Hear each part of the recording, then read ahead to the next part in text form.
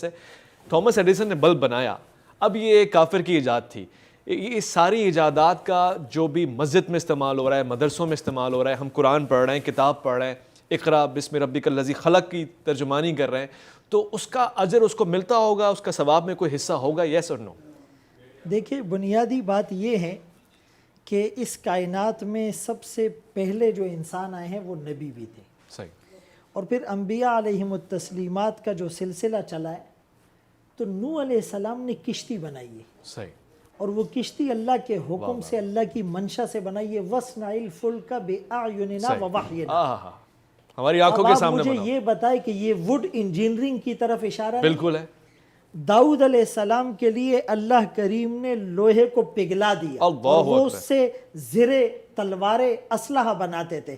آپ بتائیں وَأَلَنَّا لَهُ الْحَدِيدِ، یہ میکینیکل انجینئرنگ کی طرف اشارہ نہیں؟ حق، بالکل حق۔ جتنے بڑے سائنسدان گزرے ہیں، آپ دیکھیں ابو الہیثم کو دیکھیں، ابو ریحان البیرونی کو دیکھیں، بلکہ اس جہاز کے ایجاد سے 500 سال پہلے کتاب لکھی گئی ہے، اس کتاب پر پرندے کا ٹائٹل دیا گیا ہے، اور اس پرندے کی تخلیق سے ہوا میں اڑنے کا ایک کانسیپٹ ڈیولپ کیا گیا۔ صحیح، عباس ابن فرنس کا نام بھی آتا ہے۔ دیکھیں، اب مسئلہ یہ ہے کہ آپ نے یہ جو سوال کیا کہ بھائی کوئی عالم جو ہے وہ سائنسدان کیوں نہیں بن رہا، صحیح، اگر اس سوال کو ہم دوسرے پیرائے میں کریں کہ بھائی ہر انجینئر عالم کیوں نہیں بن رہا، ہر سائنٹسٹ مفتی کیوں نہیں بن رہا، تو دیکھیں یہ شعبہ جات ہے۔ ایک آدمی کے اندر اتنی ایبیلٹی، اتنی کیپیسٹی اس کی آ جائے، اتنی ایلیجیبلٹی ہو کہ وہ سب کچھ کر لے، اچھی بات ہے، لیکن یہ شعبہ جات کو ڈیوائیڈ کیا گیا ہے، تقسیم کیا گیا ہے۔ دین صرف شعبہ اور اس وقت دیکھیں ٹاپ 100 یونیورسٹیز میں پاکستان کا کسی یونیورسٹی اور کالج کا نام نہیں آتا، لیکن دینی تعلیم میں پوری دنیا کے اندر پاکستان کا درس نظامی، پاکستان کا حفاظ سسٹم۔ میں آپ کو ایک مثال کوٹ کرتا ہوں، آج سے 2-3 سال پہلے رابطہ عالم اسلامی کا ایک اجلاس ہوتا ہے مکہ کے اندر، اور رابطہ عالم اسلامی وہ تنظیم ہے سعودیہ کی کہ پوری دنیا کے اندر انہوں نے حفاظ بنانے کے لیے فنڈ بھی دیے ہیں اور لوگوں کو بھی ہائر کیا ہے، اور انہوں نے کہا کہ 1 سال کی مستقل فنڈنگ اور محنت کے بعد پوری دنیا میں جو ہم نے حافظ بنائے وہ 5000 ہے، اور پاکستان کے اندر صرف ایک مکتبہ فکر کے وفاق المدارس العربیہ کے وفاق میں جو حفاظ نے امتحان دیا وہ 64,000 تھے۔ اب مسئلہ یہ کہ خدام قرآن اور خادم القرآن کا ایوارڈ الحمدللہ مسلمانوں کو مل رہا ہے، تو یہ جو ایک کانسیپٹ ہے کہ علماء سائنس اور ترقی کی راہ میں رکاوٹ ہے، ایسی بات بالکل نہیں ہے۔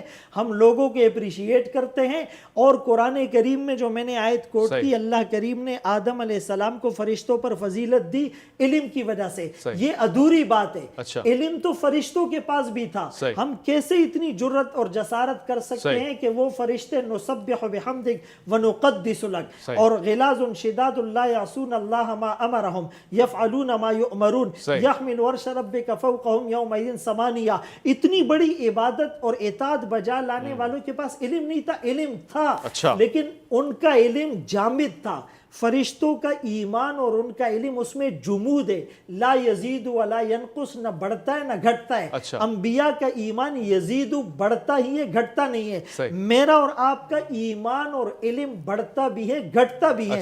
قرآن میں اللہ نے حکم دیا علم حاصل بھی کرنا ہے، اس علم میں اضافہ، ربی زدنی علما، انکریز مائی نالج، یہ دعا سکھلائی جا رہی ہے۔ تو ہم بالکل دروازے کھول رہے ہیں، اور یہ ایک پروپیگنڈا ہے علماء کے خلاف یا اہل مدارس کے خلاف، اہل دین کے خلاف، ایسی بات بالکل نہیں ہے۔ ہم ڈاکٹرز کو، ہم انجینئرز کو، ہم سائنٹسٹ کو، ہم ان کو اپریشیٹ بھی کرتے ہیں، ان کے لیے دعائیں بھی کرتے ہیں، لیکن اس کے باوجود بھی پاکستان کے اندر ایسا کوئی نام اگر نظر آتا ہے بہت کم ہوتا ہے، اور ان کا کریڈٹ بھی باہر والے اس لیے لیتے کہ یا ان کی حوصلہ افزائی نہیں ہوتی یا ان کی صلاحیتوں کو چھپا دیا جاتا ہے۔ تو قرآن کریم اس حوالے سے واضح تعلیم